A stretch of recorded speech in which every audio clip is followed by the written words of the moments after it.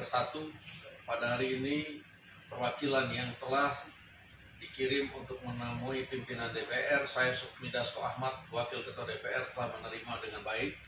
Insya Allah saya didampingi dan akan dibantu oleh kawan-kawan anggota DPR RI untuk memperjuangkan nasib kawan-kawan sekalian. Kita nanti berdoa bersama-sama agar perjuangan ini bisa berhasil, dan salam buat keluarga di rumah. Assalamualaikum warahmatullahi wabarakatuh.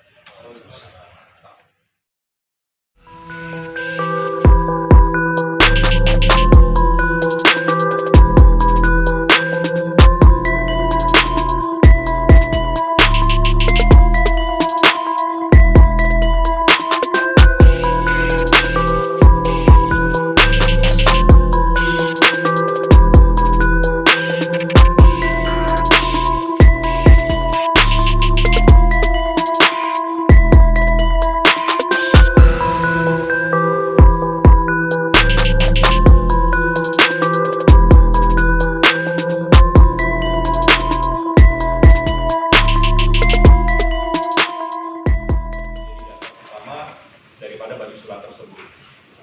Nanti yang kita harapkan adalah paling penting jurisprudensi terhadap nota pemeriksaan khusus dan anjuran yang sudah mendapatkan fatwa Mahkamah Agung sesuai dengan pasal 195 HIR yang kemarin kita sampaikan. Jadi pokok surat di dalam pokok surat itu, seperti pertemuan sebelum. Masih ada yang ditunggu nggak, Bang? Udah cukup. Jadi seperti itu. Jadi bahwa teman-teman dari Gerakan Buruh Jakarta dan BRBNN ada banyak sekali permasalahan yang terjadi terkait nota pemeriksaan khusus dan anjuran yang saat ini belum ada faktor eksekutorialnya. Secara basic surat seperti itu, fondasinya seperti itu. Namun begitu nanti kita sambil mengalir aja. Kalau memang sekiranya nanti ada kesempatan buat teman-teman untuk mengungkapkan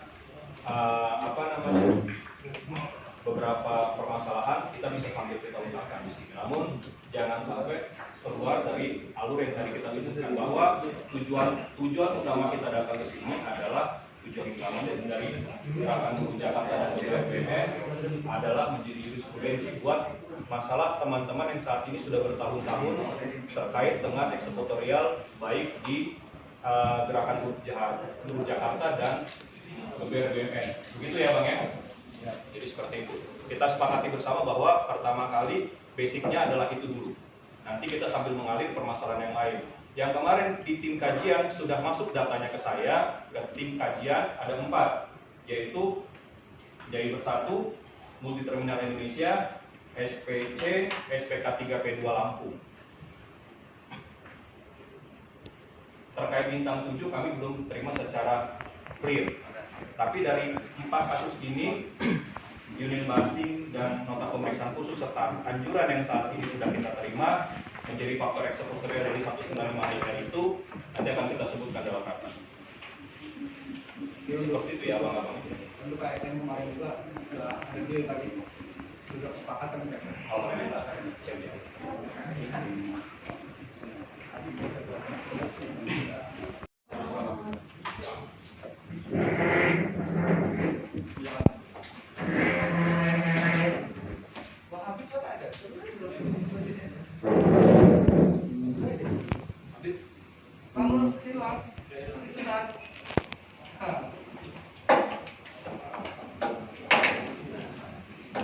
Sisi BBG itu. Tidak lari, Bang Win.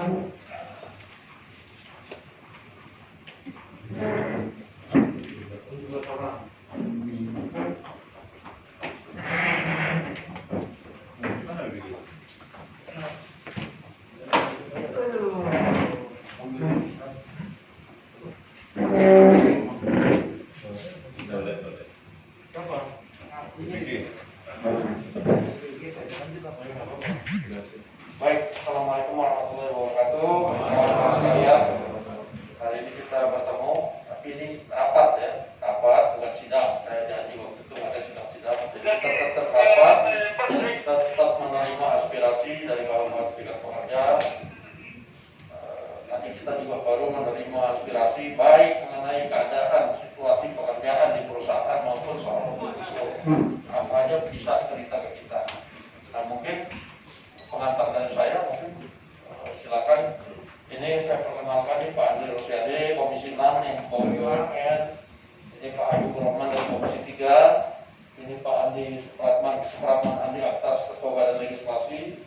Pak Budi Hadi Gianto, anggota Komisi 3, sama Pak Bambang Aryadi, anggota Badan Akuntabilitas Negara. Jadi kalau di BUMN itu ada yang janggal-janggal, mereka yang turun seperti BPK-nya. Mungkin Pak Akbar silakan. Terima kasih yang mulia pimpinan. Assalamualaikum warahmatullahi wabarakatuh. Salam sejahtera untuk kita semua. Izin yang mulia pimpinan dan para bapak-bapak dari anggota DPR maupun legislasi. Hari ini saya melaporkan bahwasanya yang hadir adalah unsur pimpinan dari Gerakan Buruh Jakarta, yang dimana Gerakan Buruh Jakarta tersebut memiliki 68 organ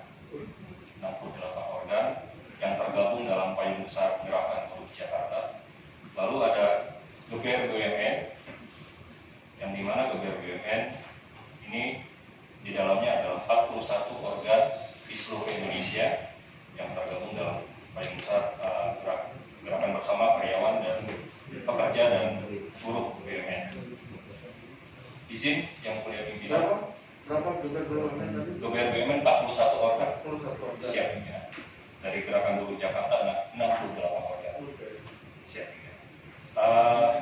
Kedatangan kami hari ini ingin menindaklanjuti dari pertemuan sebelumnya pimpinan tanggal 17 Juli 2020, yang dimana beberapa hal kami laporkan terkait dengan permasalahan-permasalahan ketenagakerjaan rakyat pekerja Indonesia. Beberapa waktu terakhir kami mengadakan pertemuan intens baik dari Gerakan Buruh Jakarta, Gerakan Bersama Rakyat, Gebrak, maupun Gerakan Bersama BUMN, yang dimana dalam pertemuan tersebut adalah kami simpulkan bahwa hal yang pernah kami dapatkan yaitu fatwa Mahkamah Agung terkait dengan pasal 195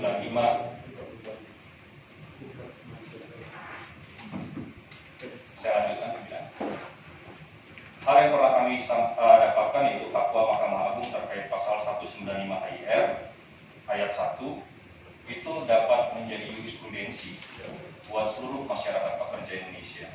Izin pimpinan bahwa saat ini faktanya terjadi di Indonesia adalah 97% dari kawan-kawan yang mendapatkan nota pemeriksaan khusus itu tidak direspon oleh perusahaan.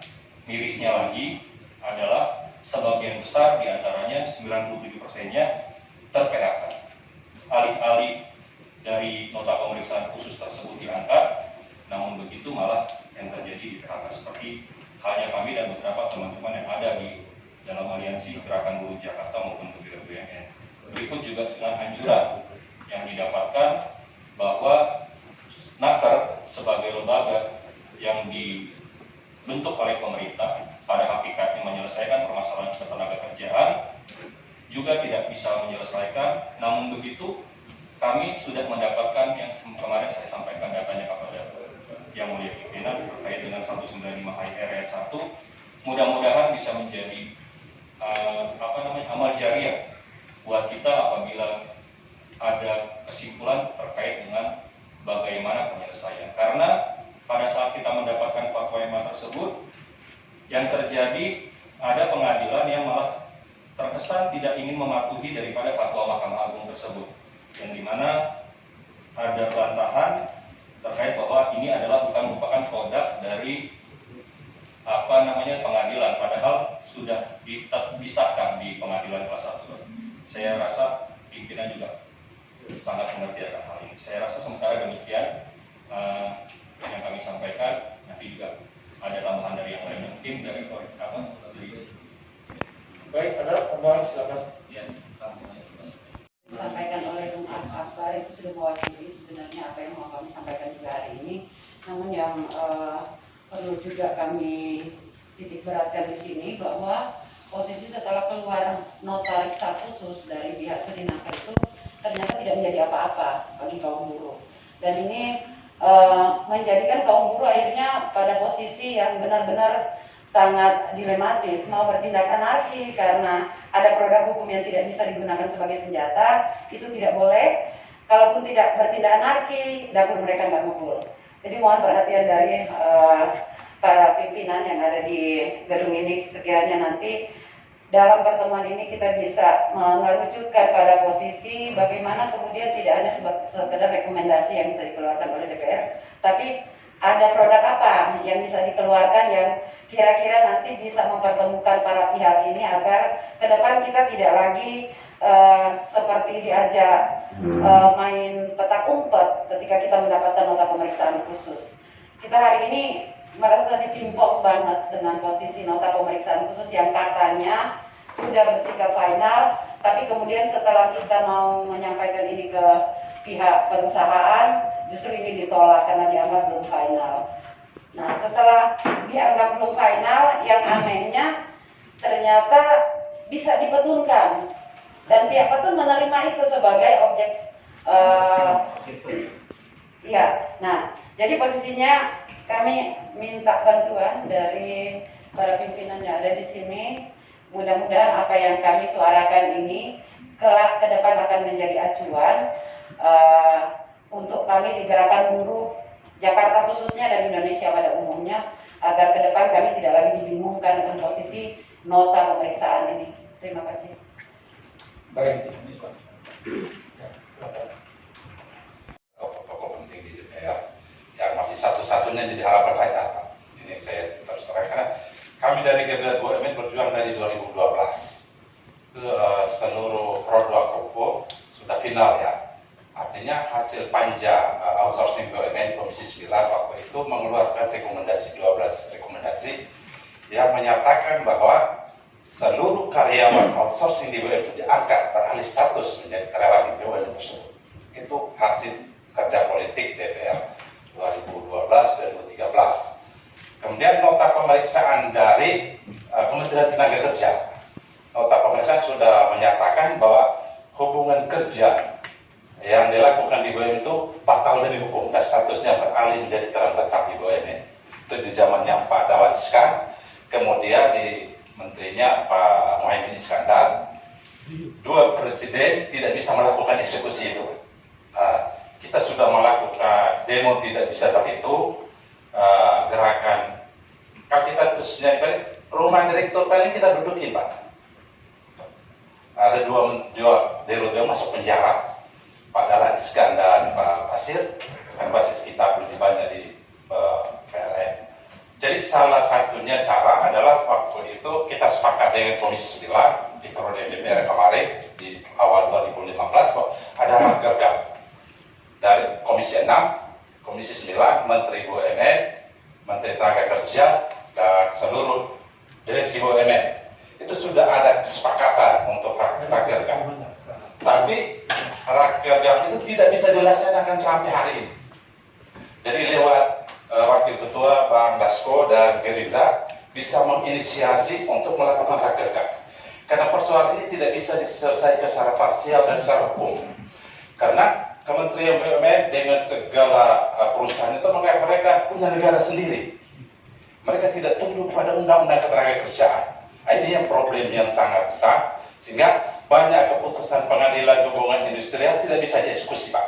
Di PLN, di perusahaan BUMN, di Leces, di Jawa Timur tidak bisa dieksekusi, PLN di Makassar tidak bisa dieksekusi, Antara itu tidak bisa dieksekusi, semua putusan tidak bisa. Jadi satu-satunya jalan adalah penyelesaian politik dengan cara rakerda. Ketika itu di zaman PSB kita hampir melakukan hak inisiatif itu oleh Bang Pompida, kita mau melakukan sampai tapi itu tidak jadi karena menterinya respon itu bisa menyelesaikan. Dan satu yang kedua Bang, ini mau menyelamatkan negara kan korupsi terbesarnya di outsourcing ini Bang. Ini korupsinya triliunan kalau kita mau hitung. Karena kontrak antara vendor-vendor ini dengan perusahaan-perusahaan BUMN itu hak karyawan itu besar. Tapi yang dibayar oleh vendor ke karyawan itu tidak sesuai dengan kontrak. Jadi manusia dan pekerjaan ditenderkan, Pak. Ini yang perbudakan modern yang terjadi di perusahaan negara. Jadi manusia itu harganya dengan barang itu sama, ditender setiap tahun. Dan ini yang mesti kita lawan lewat Gerindra dengan visi-visinya mau memenuhi keadilan dan kesejahteraan sosial ini. Ayo kita selamatkan perusahaan-perusahaan negara ini. Yang berikut, mesti kita BPK juga harus bekerja, Pak, untuk mengaudit seluruh perusahaan-perusahaan BUMN, audit kinerja dan audit keuangan, bahwa dalam rangka merekrut atau melakukan outsourcing hampir seluruh perusahaan BUMN itu melanggar aturan atau tidak, itu audit kinerjanya, termasuk di BPJS, di Kimia Farma, di gas dan semua itu sebenarnya udah final. Tapi hari ini Pak Dahlan juga nggak bisa, Ibu Rini apalagi. Ibu Rini tidak pernah mau menerima kita. Kalau Pak Dahlan masih mau. Nah, Pak Erik kita belum ketemu. Mudah-mudahan lewat Pak Bang Dasko Wakil Ketua, ada Komisi 6, ada Bang Andi juga. Itu satu. Jadi yang kedua terkait dengan Omnibus Law. Bang Andi, kita terus terang, kita tidak bisa undang tenaga kerja itu disatukan dengan begitu banyak undang-undang. Karena buruh berhadapan dengan pengusaha itu face to face. Kemudian di situ ada pemerintah baru berpihak kepada keadilan, bukan berpihak pada buruh. Pengawas di ketenagakerjaan tidak ada fungsional. Itu semua pelanggar ini akibat pengawasan tidak fungsional. Sehingga kami butuh undang-undang ketenagakerjaan dia khusus dan harus detail urusannya. Karena kita berhadapan dengan pengacara, Pak. Dalam segala pengadilan banyak pasal yang bisa dimainkan dengan kasus-kasus uang. Sehingga kalau undang-undang ketenagakerjaan ini digabungkan dengan Omnibus Law, kiamat terjadi pada buruh. Undang-undang 13 saja kita tidak bisa menang, jangan kalah, apalagi ini dimasukkan. Sehingga kalau Gerindra ini dengan Pak Prabowo-nya masih mencintai rakyat lewat Bang Andi, kami minta tolong di drop. Nanti kalau kita bicara khusus undang-undang ketenagakerjaan, kita perbaiki dan lebih detail. Memang harus detail. Kalau tidak jelas nanti ayatnya ditafsirkan oleh banyak pengacara dengan pengusaha dengan segala macam. Mungkin Bang Hamid kan tahu karena pengacara salah benarkah benar disalahkan tergantung fulusnya, Pak. Kalau pengusaha itu begitu, karena kita secara jujur mereka ngaku bahwa benar perusahaan salah, tapi dia dibayar. Nah ini problemnya. Jadi sekali lagi Bang Ketua dan seluruh jajaran, dua hal itu kami mohon, mungkin bisa diselesaikan di raker GAP ini bisa secepatnya dilaksanakan, karena ini utang DPR tahun kemarin. Yang kedua, Omnibus Law diperkenankan dia di drop. Jadi keluar kita bahas khusus tentang undang-undang ketenagakerjaan. Saya pikir itu lebih kurangnya, mohon maaf. Assalamualaikum warahmatullahi wabarakatuh. Kebetulan saya humasnya GBJ, Pak, Gerakan Buruh Jakarta. Saya sebagai humas punya Bang Akbar. Masih sudah diterima sih, Pak. Tadi sudah disampaikan oleh Bang Akbar bahwa fatwa pasal 195 itu benar-benar bisa menolong kami, Pak. Ya, tolong diperkuat itu, Pak. Karena memang kenyataannya di Dinas Tenaga Kerja dimanapun berada, mereka lemah semuanya, Pak. Anjuran tadi seperti disampaikan oleh Ibu tadi, anjuran itu tidak berpengaruh. Tanyanya ke PHI, Pak. Ke PHI kuburan buat kami. Sehingga kita dikalahkan terus oleh pengadilan. Kuburan, Pak. Kuburan buat kami. Itu kenyataannya. Jadi kami mohon pada Bapak-Bapak Dewan, Bapak Pimpinan, bahwasanya kami butuh bantuan dari Bapak-Bapak sekalian. Dan perlu kami infokan, Pak, pada siang hari ini, ya Pak ya, masih ada perusahaan yang masih buka, padahal di dalam perusahaan itu ada 16 terdampak COVID-19 di kawasan industri Pulau Gadung, Pak. Di kawasan industri Pulau Gadung hari ini 16 kena positif COVID-19, masih buka perusahaan itu, Pak. Mungkin info ini nyampe ke Pak, baru nyampe ke Pak sekarang. Kami sudah sampaikan ke Kepala Dinas Tenaga Kerja DKI, ke Sudin Jawa Timur, tapi belum ditutup, Pak. Mohon izin kami sampaikan di sini. Terima kasih, Pak. Assalamualaikum warahmatullahi wabarakatuh. Baik Pak Amin. Rekan-rekan masukan banyak sekali ya. Memang di sini Pak Dasko sebagai Wakil Ketua DPR, sebetulnya kita satu partai semua, tentu tidak bisa kami putuskan di sini serta merta semua. Teman-teman paham kalau tadi putus di sini juga nggak sah. Ya. Jadi walaupun agak klise, tapi ini masukan yang bagus. Ya. Saya itu juga kendala bagi kita kemarin soal eksekusi ya, pelaksanaan yang justru dibawa lagi ke PHI. Kalau dari PHI rata-rata buruh susah, kaum buruh susah. Kenapa? Face to face-nya dengan perusahaan yang bisa menyewa pengacara yang ini kan. Kita tahu sendirilah situasinya seperti apa. Nah, rakyat kerja bagaimana dari diusulkan kita tadi prinsipnya bagus ya. Kalau kami dorong ke situ, jadi sehingga keluar semacam rekomendasi yang detail. Ya. Dan kalau khusus ke Kementerian BUMN kan itu milik negara, sebetulnya lebih mudah. Dari DPR itu fungsi pengawasannya lebih kuat. Jadi ada Pak Andri Komisi 6 ya. Ada Komisi 6. Selama ini kita memang secara umum Pak agak panjang prosesnya. Tapi kalau kasus per kasus bisa dicek. Pak Andri ini yang membantu mediasi ya. Banyak sekali kasus perburuan di BUMN, alhamdulillah selesai walaupun baru berapa bulan di DPR, tapi lumayan yang sudah kita akomodir dengan komunikasi yang baik ya. Alhamdulillah selesai. Tapi untuk perbaikan yang lebih sistemik kita perlu waktu, perlu proses Pak. Ini ada tambahan lagi Pak Andri?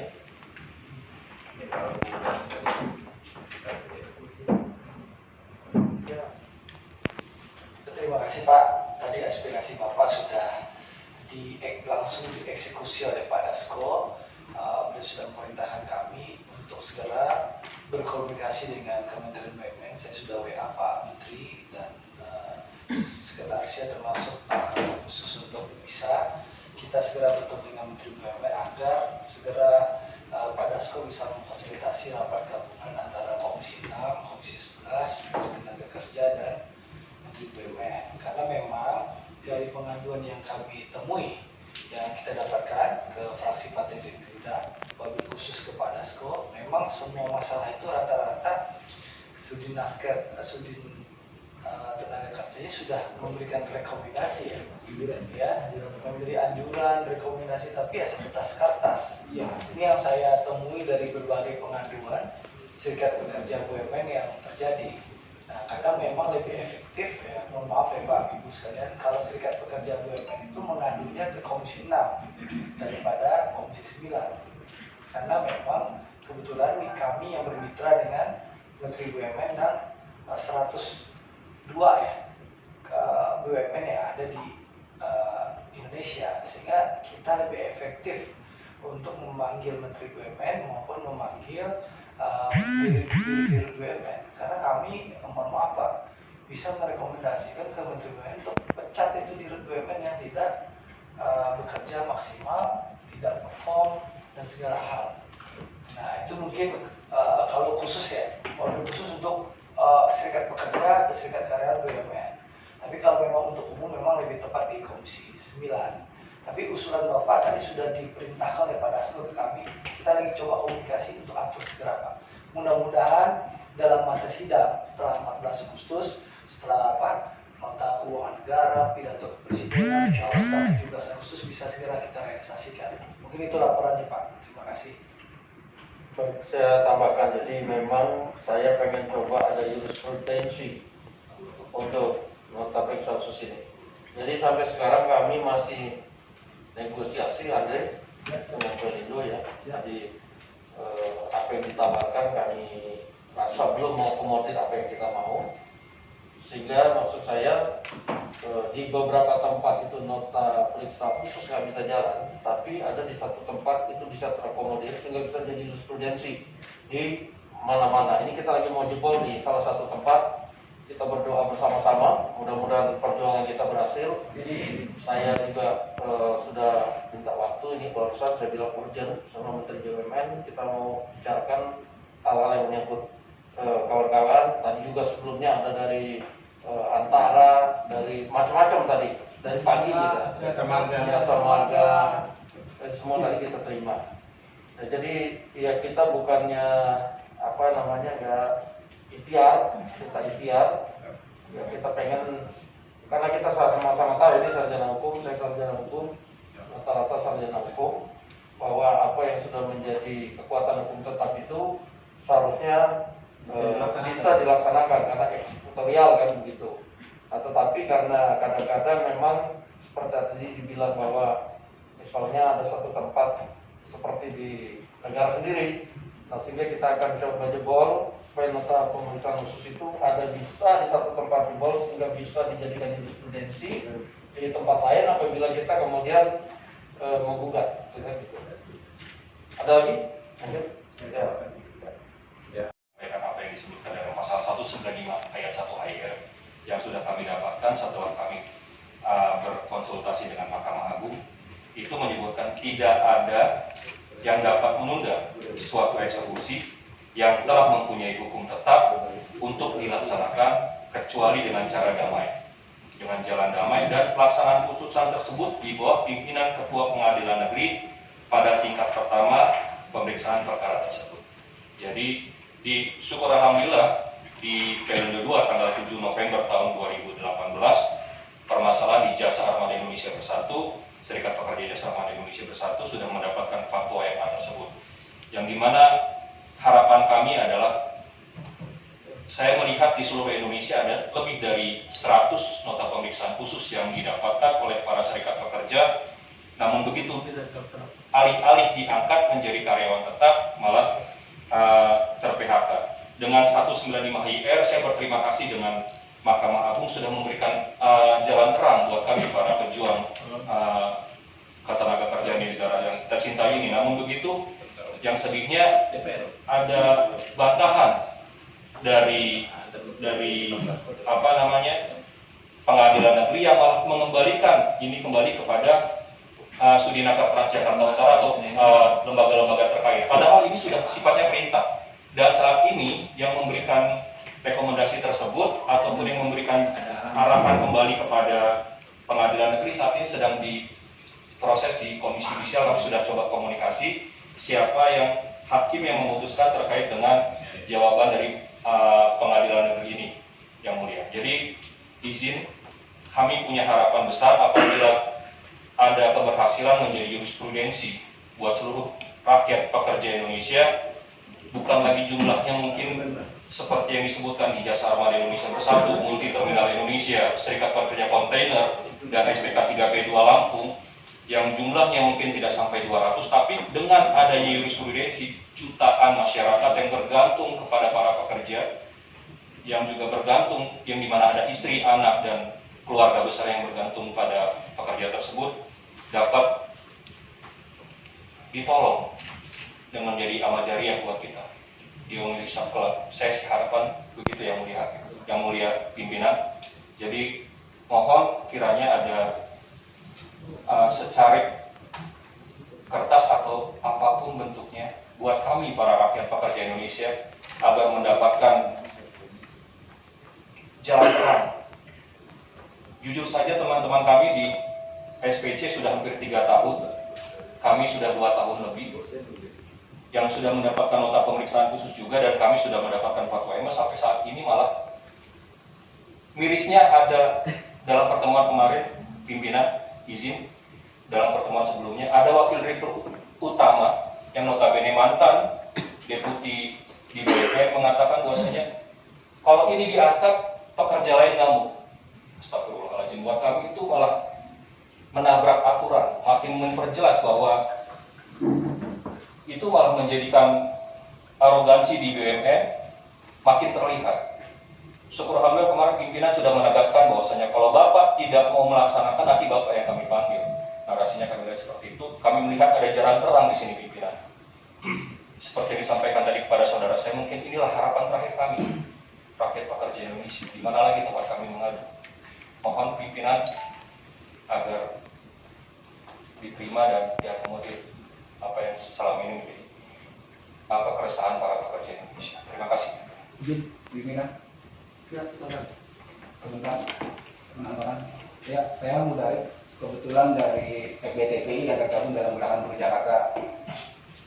Nah, sedikit menyambungkan saja dalam persoalan hari ini kenapa nota khusus ini menjadi bermasalah bagi kami. Karena dalam sebuah proses untuk mendapatkan nota ini bisa berbulan-bulan, Pak. Bahkan kami harus debat dengan pengawas Udinakar maupun kepada kasihnya untuk mengeluarkan sebuah nota. Proses panjang, kita harus berdebat dan sebagainya, tapi ujung-ujungnya setelah kita sadar ke pengadilan tidak jadi apa-apa. Mentah lagi, Pak. Itu pertama yang saya mau jelaskan dulu. Kedua juga, berbicara nota khusus ini kan bukan hanya pada perusahaan BUMN. Banyak juga perusahaan-perusahaan lain yang sudah mendapatkan ini tidak jadi apa-apa. Nah, tadi ini kan bicara tentang TBC terhadap fatwa MA yang dibentangkan lagi oleh pengadilan. Ya, fatwa MA tadi sudah menjelaskan bahwa di HL 19-nya 195 dan ada juga yang dibentangkan juga oleh pengadilan tadi. Nah, maksud saya adalah dalam kewenangan pada hari ini DPR kan bisa memanggil para kepentingan tadi. Kalau selesaikan di BUMN saja mungkin tidak menjadi jurisprudensi, Pak. Karena hanya sifatnya negosiasi adalah BUMN ya. Takut hadapnya. Nah, tapi agar ada payung hukum kawan-kawan maksud kita untuk pimpinan nota ini, urusan saya bisa nggak memanggil DPR, memanggil kepada pihak tadi pengadilan bisa untuk duduk bersama biar nggak tumpang tindih ini, Pak. Karena bahasa dari pengadilan tadi ini ada beberapa pengawasan. Beberapa pengawasan kembalikan lagi pada pengawasan. Nah, sementara di fatwanya jelas gitu loh, bahwa ini adalah yang eksekutornya adalah pengadilan. Ini kan soal tumpang tindih, Pak, seperti itu. Nah, harapan kita seperti itu, Pak. Agar kami punya lebih mudah lagi ketika nota ini bukannya sebatas kertas kosong, tapi bisa dijadikan jurisprudensi untuk jadi acuan kita. Bisa saja dalam pertemuan berapa kesepakatan, berapa menteri misalnya, biro hukum dan sebagainya. Itu sih usulan saya pada pimpinan. Terima kasih. Ya, Mbak, silakan. Ya, nama saya Natalia. Saya dari Federasi Gabungan Serikat Buruh Mandiri. Hanya menegaskan dan menambahkan dari kawan kami bahwa saya ini tergabung dalam Gerakan Buruh Jakarta. Harapan kita ketika saya sudah datang bersama kawan-kawan menghadap wakil rakyat yang kami percaya, mudah-mudahan hari ini wakil kami bisa membawa aspirasi kita kepada perusahaan. Memang betul apa yang dikatakan Bapak tadi bahwa kalau ngomong umum Komisi 9. Tapi hari ini karena kami sudah di sini, jadi ini tidak ada saya salahnya kami juga mengutarakannya ke Bapak. Ya, tentu kami. Harapan kita nota ini tidak hanya sebatas sebuah kertas yang tidak berlaku, Pak. Harapan saya nota pemeriksaan khusus ini tidak lagi kami daftarkan ke pengadilan, tapi bisa kami langsung eksekusi. Agar kami yang dikatakan teman kami tadi tidak seperti bola dioper sana oper sini. Karena ketika kami ingin mendapatkan nota ini, betul Pak, kami membutuhkan berbulan-bulan. Kami harus bolak-balik ke dinas untuk segera mengeluarkan nota ini. Tapi begitu keluar nota khusus ini, kami tidak bisa berbuat apa-apa, hanya secari kertas. Nah, harapan saya ketika kami sudah datang ke sini, nota pemeriksaan khusus ini tidak bisa langsung kami eksekusi, tidak perlu lagi kami daftarkan atau kami petunkan. Itu harapan kami, Pak, terakhir ketika kami datang ke sini. Jadi harapan kami yang terakhir adalah sekali lagi, ketika kami mendapatkan nota khusus dari dinas, itu sudah bisa kami langsung eksekusi. Jadi nggak perlu lagi kami mendaftarkan ke pengadilan ataupun kami petunkan gitu. Begitu nota pemeriksaan khusus ini keluar, sudah bisa kami eksekusi. Itu harapan kami, Pak. Saya pikir itu aja. Terima kasih Bapak sudah mau menerima kami. Ini adalah harapan kami terakhir, Pak. Kami datang ke Bapak, mudah-mudahan suara kami bisa diaspirasi. Itu harapan kami. Terima kasih. Baik Bu, terima kasih. Jadi memang soal nota pemeriksaan khusus ini kan menjadi konsentrasi kami. Ini selama berapa minggu ini kita bolak-balik melakukan negosiasi ke pelindung dan lain-lain itu justru untuk supaya ada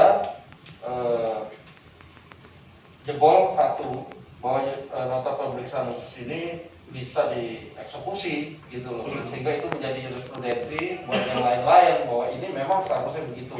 Nah makanya tadi minta kita berdoa bersama dan kami akan tetap melakukan tekanan-tekanan, termasuk ini kita minta ke Menteri BUMN untuk bantu supaya tadi udah ada 100 kalau nggak salah nota pemeriksaan khusus yang tidak diabaikan oleh perusahaan-perusahaan kan begitu. Nah ini untuk lain waktu bahwa memang dalam PHI itu nota pemeriksaan khusus itu apalagi diatur itu memang ada dan harusnya bersifat eksekutorial. Nah ini kita akan coba upayakan supaya minimal 1 bisa jalan supaya yang lain bisa ikut. Demikian Bu. Mungkin ditambahkan silakan. Kita masih mendengar terus, tetapi ada perkembangan-perkembangan. Saya nggak tahu apakah ini terkait juga dengan teman-teman di Serikat BUMN atau tidak. Tapi beberapa kesepakatan penting antara kami dengan pemerintah yang pertama bahwa upah minimum kabupaten kota itu tidak jadi dihapus. Jadi itu ya. Tapi itu buat keseluruhan. Saya nggak tahu apakah ini di Serikat Pekerja BUMN berlaku atau enggak. Tetapi itu yang pertama. Yang kedua, nanti kita lagi Pak Dasko sudah perintahkan ke kami semua di Gerindra ya untuk berkomunikasi. Nanti juga upah minimum padat karya. Nah ini juga saya tidak tahu apakah itu terkait dengan BUMN. Saya rasanya tidak Pak ya. Jadi tapi kelompok teman-teman buruh yang lain itu berkepentingan hal itu. Yang kedua menyangkut soal ketentuan pidana. Kita minta ketentuan pidana itu jangan sampai dicabut dari Undang-Undang 13. Karena sedangkan ada pidananya saja itu belum dilaksanakan, apalagi tidak ada pidananya. Nah, itu atas perintah Pak Dasko untuk kita kawal. Jadi terkait dengan kita keluarkan atau tidak, masalahnya kan tergantung pemerintah, Pak. Karena ini inisiatif pemerintah. Jadi kalau pemerintah yang kedua, kalau di kita hanya Gerindra, mungkin kita bisa langsung bilang oke, tapi kan kita 9 fraksi di DPR. Nah, 9 fraksi ini tentu punya agenda masing-masing. Nah, ini yang sementara kita diskusikan terus di antara berhubungan dengan teman-teman fraksi, khusus yang Omnibus Law ya. Tapi kalau yang Omnibus Law tadi, saya pikir materi-materi muatan yang ada di dalam itu terkait dengan Serikat Pekerja BUMN ini mungkin tidak terlalu signifikan ya. Tidak terlalu signifikan materi muatan Omnibus Law terhadap dampak dari teman-teman di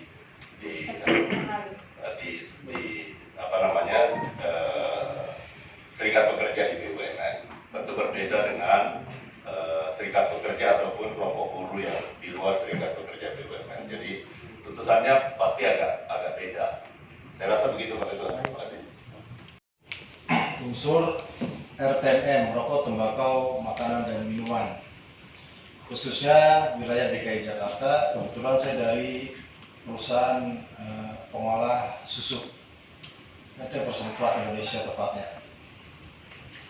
Saya terlepas daripada masalah tadi yang BUMN mengizin, ini yang ingin saya curhatkan terkait penanganan COVID-19 di Republik kita tercinta ini, khususnya tentang Pergub 33 tahun 2020 dan Undang-Undang Kesehatan nomor 9 tahun 2020. Bagi pengusaha-pengusaha di luar BUMN, khususnya kami mengalami satu permasalahan tersendiri. Karena di sana ada pembatasan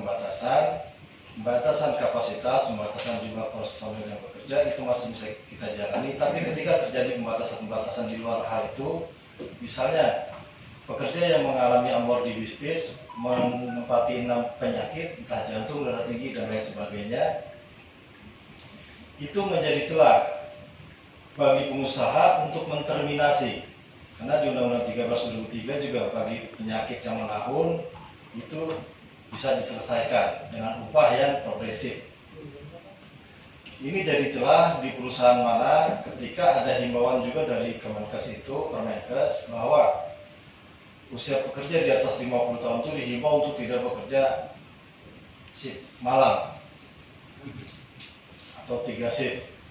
Nah, banyak pekerja yang nonsipkan ujung-ujungnya tidak dipekerjakan karena takut terpapar oleh COVID-19. Di ujung cerita, orang-orang yang beresiko ini akhirnya di-groundedkan, nggak produktif lagi menurut pandangan pengusaha, dan hasilnya minta dibicarakan untuk determinasi. Selain pekerja-pekerja yang usianya di atas 50 tahun, banyak juga pekerja yang di bawah 50 tahun itu yang mengalami penyakit-penyakit bawaan seperti jantung, darah tinggi, paru-paru dan lain sebagainya, itu juga terdampak. Akhirnya dirumahkan, dan dalam Pergub dan Permenkes yang baru itu kan tidak boleh ada pengurangan upah. Upah tidak berpengaruh tapi diarahkan ke pemutusan hubungan kerja. Artinya pengusaha selalu cari celah dari peraturan-peraturan perundangan yang dikeluarkan. Jadi mungkin ini curhat awal saya dari Rokok Tembakau Makanan Minuman, dan kami sedang berproses penahan. Kebetulan di tempat saya ada sekitar 25 orang yang akan diterminologi terkait masalah amor di bisnis ini, pekerja yang memiliki 6 penyakit penyerta. Seperti itu yang mulia. Saya mohon ketika nanti mengeluarkan atau berkonsultasi atau apapun itu, hal-hal ini menjadi bahan cermatan. Karena sedikit banyak itu terdampak bagi kami. Dan kami sulit untuk bertahan ketika Pergub itu masih ada, Permenkes itu masih ada, karena alasannya memang kuat. Bagi pekerja yang terdampak seperti itu udah nggak produktif lagi pandangannya. Pandangan dari pengusaha, kami nggak bisa bertahan, dan kemungkinan ya dibawa ke mediasi juga fakta-fakta pendukungnya sulit kami perkuat. Terima kasih. Sekalipun secara Kejadiannya tahun berapa Ibu? tahun 2018 di PHK sepihak, dan anjuran yang keluar itu menganjurkan kepada pihak KBN untuk mempekerjakan kembali, membayar upah selama tidak dipekerjakan. Anjuran dari Sudinaker Jakarta Utara. Anjuran. Ya, anjurannya. Anjuran disuruh terima kembali. Iya. Ada nggak nanti notanya minta ya? Iya. Nanti saya telepon Pak Satar. Iya. Oke, rekan. Ya. Nanti kita undang ya, tanggal 12 kita bikin menyamakan visi dengan kawan-kawan rekan. Assalamualaikum warahmatullahi wabarakatuh. Saya Sufmidas Ahmad, Wakil Ketua DPR RI, bersama dengan teman-teman anggota DPR telah menerima kawan-kawan dari Gerakan Buruh Jakarta, Gebrak dan Gebar BUMN untuk menerima aspirasi dari kawan-kawan sekalian, dan insya Allah kami akan perjuangkan dan mudah-mudahan membawa hasil yang baik. Amin.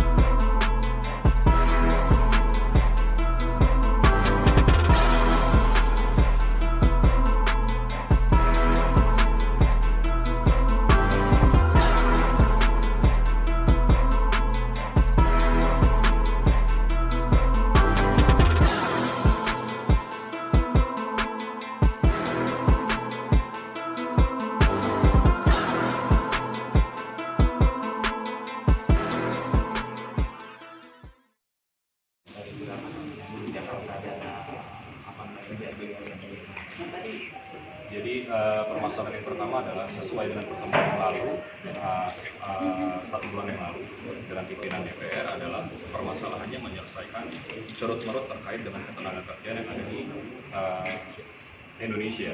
Dalam hal ini kita sudah mendapatkan fatwa Mahkamah Agung terkait 195 HIR, yaitu adalah faktor eksekutorial.